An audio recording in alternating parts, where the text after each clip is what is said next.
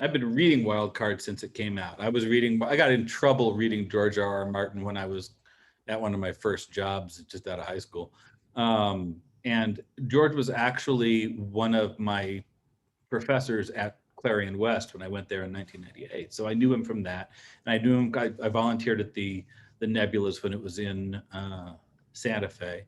So we knew each other, and he was aware of my work, and he'd seen the stuff that I was getting published. And he part of what he likes doing with wild cards is bringing new people into it. And uh, I'm I feel like I'm a little bit of an outlier in some ways in the superhero genre because I'm really tired of dark, gritty superheroes, and always have been. I was very impressed with The Dark Knight Returns and Watchmen, and then nobody did it as well as that afterwards, so I don't like it as much. So when my turn came up for Father Henry's Little Miracle, it was in a collection specifically about people with trivial superpowers. And I had, as my guy with trivial superpowers, a man who, when he was a teenager, realized he could turn water into cheap Merlot, and that seemed a little punk as a superpower. It's like, let's take something that Christ did and say, yeah, but really, so what? I mean, it's not like you can like have X-ray vision. Um, and who then became a priest, and I put him in against one of the worst villains in the wild cards oeuvre, a guy named Demise, who was technically dead, and if he just locked eyes with you, you would die. And I had this sort of funny looking priest from the deep south who really was saved because he was very nearsighted and hard to make eye contact with. And I wrote a little crime thriller. Once upon a time, George took me out to dinner and said, we ate our dinner, and after dinner, he said, "So, Daniel, how do you feel about a three-way with two old fat guys?"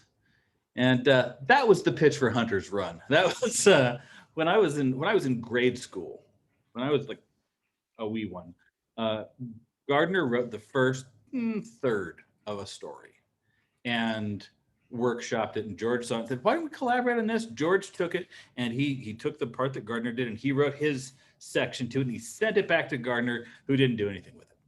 And it sat there until George said, "Hey, Daniel's good. Let's make him finish it." And so I got this 2/3 of a manuscript, 2/3 of a story, and it had the beginning and it had the middle. And my job was to look at that. And actually, first, my job was to type it into a computer because it had all been done on a manual typewriter because that's how long ago they started it. And then to put an ending on it. And so I did. I mean, it was pretty clear, given what they had already laid in, how it needed to end. So I did that, and we sold it actually as a novella called Shadow Twin. And um, and we looked at it and I thought, there's probably actually more to do here. There's a larger version of this where we go into more stuff, and there's a full novel that worth of story here if we just add a little bit more and flesh out some stuff. And that expanded version turned into the novel Hunter's Run. I have this thing about pseudonyms and the names of writers. I think that the way that you actually succeed as a writer is you meet the reader's expectations, and the way you set the reader's expectations is with the name of the writer, or that's one of the best tools. So, I mean, the famous story is John Grisham couldn't get his baseball novels published because John Grisham writes legal thrillers. Um, Walter Mosley had a story I heard him tell once about going into a bookstore and having them, finding his science fiction work in with the mysteries and going up and saying, "Hey, this is a this is a science fiction. It should be with science fiction." And the guy saying, "Oh no, that's Walter Mosley. He writes mystery." And so, I'm Walter Mosley, and him seeing going across the guy's forehead, and you write mystery, and it's just a branding thing. So Daniel Abraham writes epic fantasy, And it doesn't matter how good your space opera is, it's kind of crap epic fantasy. So if you're going in expecting epic fantasy, I'm going to disappoint you. So we decided to have a different name for it. My middle name is James.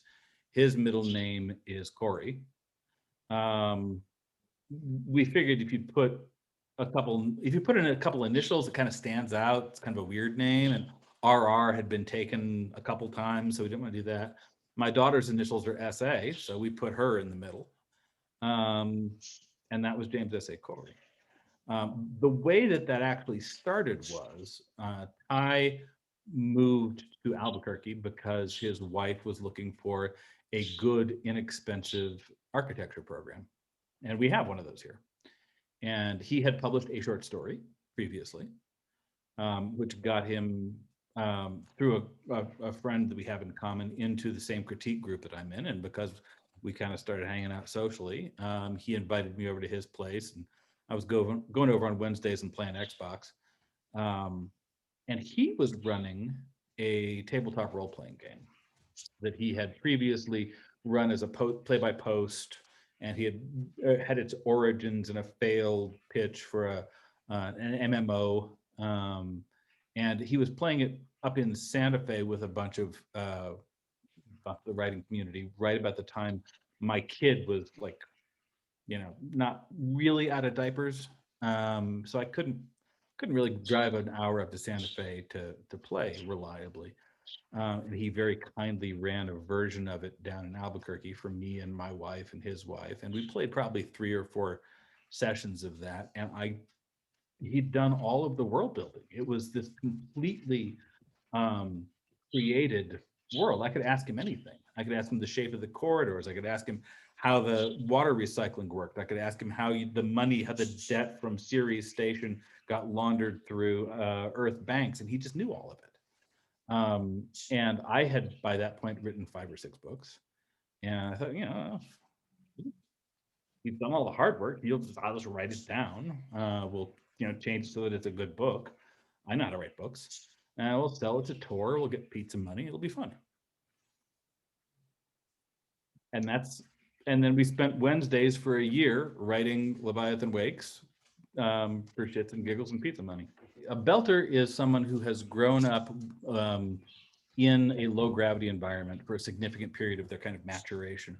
And so their bones lengthen, and they don't have the gravity pushing down on it. So the growth plate kind of goes a little wild, and they don't develop as strong a heart. And their heads, one of the things you find when you have astronauts going up into zero G is they get congested, because we're used to having the blood getting pulled down away from our heads. So we're kind of built to have a little bit more pushing up. So their heads get a little bit bigger just from slowly, being kind of pressed out a little bit the whole time they were growing up. And they're the folks who mine and suffer economically in the Expanse. Joe Miller is one of them. Joe Miller is in fact the character who I played in the game with Ty. And James Holden is an Earth guy. He grew up on Earth. He went into the Navy where he did very poorly. He got thrown out, and he wound up working on a water hauler going to Saturn to harvest ice, and then back to Ceres, because we hadn't actually sent a probe to Ceres yet to know that a whole thing's an ocean, but now we know. So, the Epstein drive is this is again Ty's invention. I came into it when he'd built this stuff already. Ty read a paper years ago about a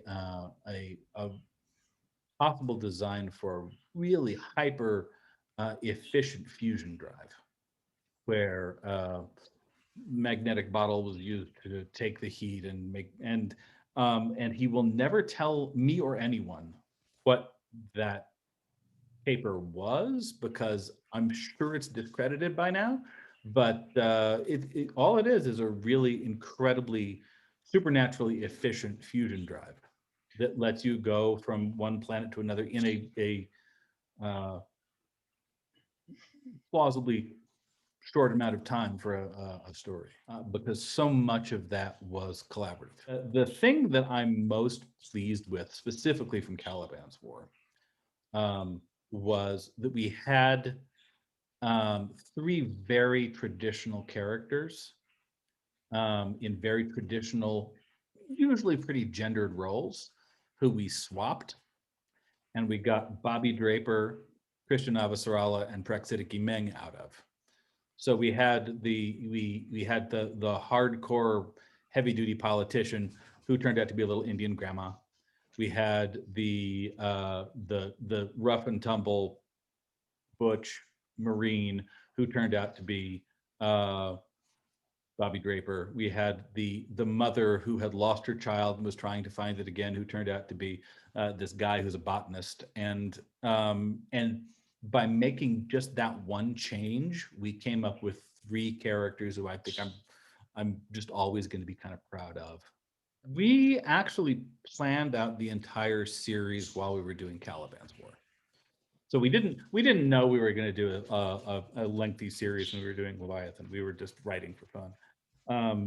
When by the time it was clear that Leviathan was doing really well, we were halfway through Caliban's War, and we sat down with our publisher and I said, "Look, you're on the hook for three of these, and we can end at three if you want. That's fine. If there is a hunger for more past that, you should tell us now because it's going to change how we write this." And they made it very clear that there was a hunger for more. And so while we were doing the second book, um, we plotted a 12-book series. And then we figured out that like three of them kind of sucked. So we cut those. And then it was a 9-book series. And it has been a 9-book series ever since. So we knew where we were going by the time we got to Abaddon's Gate and Sea Boulevard and Nemesis Games. All of the kind of broad stroke stuff had been done before we got there. Rocinante is it's Don Quixote's horse. There's a whole bunch of different sci-fi projects, and how the ship works can vary depending on your project. If you want to have something with gravity plating and weird alien technology and strange aliens sharing the ship with you, that's totally cool. That wasn't what we did. Because of the kind of story we were telling, because of the intrusion of alien technology that then changed, and the status quo, we had to start off being like late Apollo 13. We had to start being very grounded, so that when something weird happened, it felt weird. If we had started off with everything being amazing and strange, and then everything would have been amazing and strange, and something else coming in new to be amazing and strange would just be another thing on the list. So we had to tie ourselves at the front into this very realistic, if not realistic, at least plausible, this Wikipedia level plausible technology. Um, so for example, the artificial gravity that we have in the Expanse is linear acceleration. Um, you go halfway accelerating this way, and you flip, you decelerate that way, you're always stuck into the floor. That's it. No gravity plating, no thing. But it means that all of our ships are built like high rises instead of boats. That was very, very hard to convince people of. It's not how we have done visual science fiction. Implausible, not likely. It's like, oh, that probably didn't actually happen. Oh, we're going to LA to be in the room and work with these guys. Okay, that's weird. That doesn't seem plausible. I'm not going to attach to it because it's just so obviously wrong. Yeah. That 6-7 years into it, I still feel a little surprised every time I'm in a meeting. We were more involved in this than we had any right to be. We were in the writer's room from before there was a writer's room. We were involved in picking the writers in the writer's room. We were writing scripts, we were editing and rewriting other people's scripts, we were on set. I have a kid, Ty doesn't. So Ty really spent, um, I don't think he spent every day on the set all 6 years, but it was close. He did a lot of on-set producing. I did a little on-set producing. I did a lot of editing. I sat in with the film editors, and our showrunner Narain Shankar let me kind of be part of that process. Um, we had input and an increasing amount of responsibility and power as it became clear we could actually do the job in a way that I don't know anybody else that's done that. To go back to kind of the not the main core cast, but the featured folks, there was, Praxidiki Meng, Terry Chen's Praxidiki Meng, I thought was brilliant. We got Clace Ashford. Um, Ashford was a very small and not particularly, you know, not to diss myself, but not particularly interesting character in uh, the shows. And then we got this fucking amazing actor coming in. It's like, oh, or world class actor. We could have, maybe he's a bigger part. Maybe this is a more interesting. And David was just such an amazing human being to be around. It was yeah, that was astounding. And Jared Harris coming in and playing Anderson Dawes. We got incredibly lucky with a lot of these folks. The way we write all of it is, one of us does the rough draft, the first pass, then we hand it to the other guy edits it, and then we put it on the back of the manuscript. And at the end, when we have a full manuscript, one of us goes through and writes, all the changes they want, and then the other guy goes and through and writes all the changes he wants. So by the end of it, it's all been read.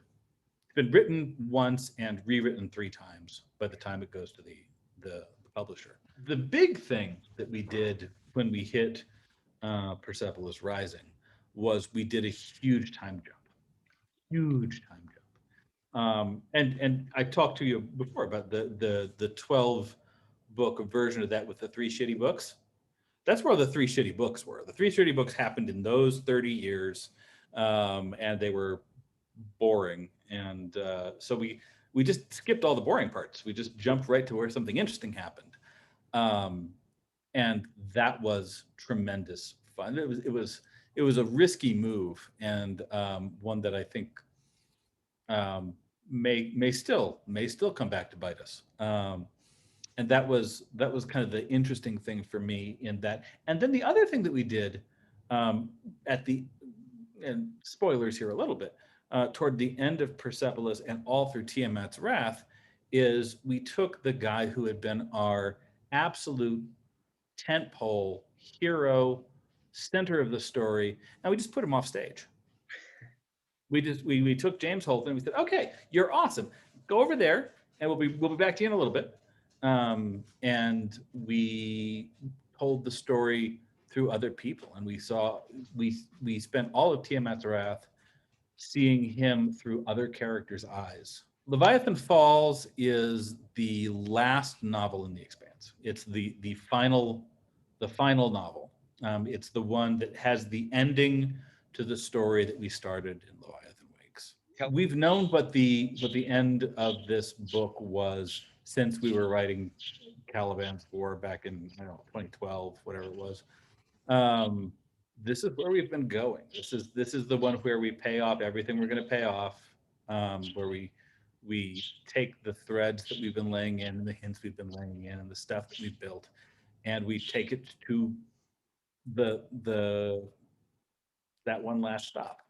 And it has an ending, and there won't be another book after this. This is the end. Um, which seems a little weird because when I then say there's after a year later we'll be putting out Memories Legion. Memories Legion. One of the things that happened in the second book contract. This was for books. This was Steeple of Burn, Nemesis Games, and Babylon's Ashes.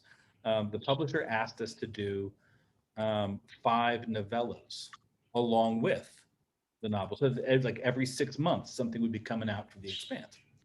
And we had written a couple of short stories. We did The Butcher of Anderson Station, and we did Drive. Um, and we had these 2 short stories and these 5 novellas that we were contracted to, and they kind of took off. They did pretty well. We also incorporated a lot of them into the TV show. So a lot of the kind of side elements and side plots and separate things that we got to do in short fiction that weren't um, part of the mainline novels, we got to kind of put in and feather in to enrich the world. And we're putting all of those into a collection, Memories Legion, and uh, it's actually going to be the first time that you see the last of those novellas.